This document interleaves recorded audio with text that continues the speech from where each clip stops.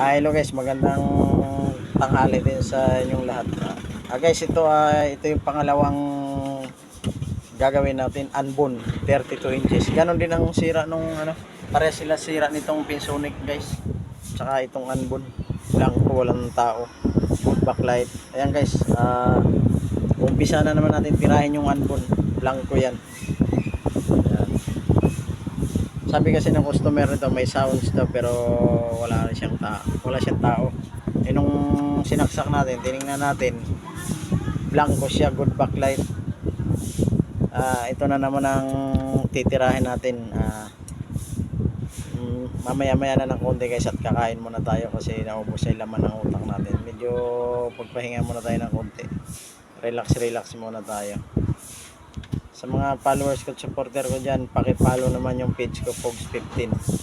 At paki-like and share, comment na rin po. At paki-subscribe na rin po ang aking YouTube channel, RR Kids.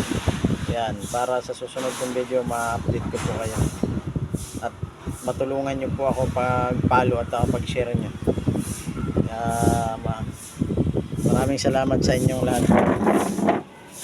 Hindi dahil sa inyo, wala kami dito sa social media ngayon. Thank you sa lahat ng mga supporters ko.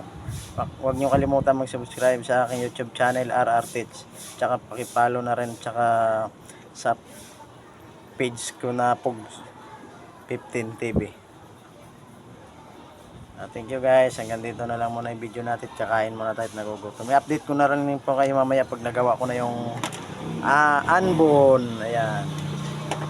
Guys, yung top board nyo. Pareha siyang top board guys nung Pinsonic. China lang din.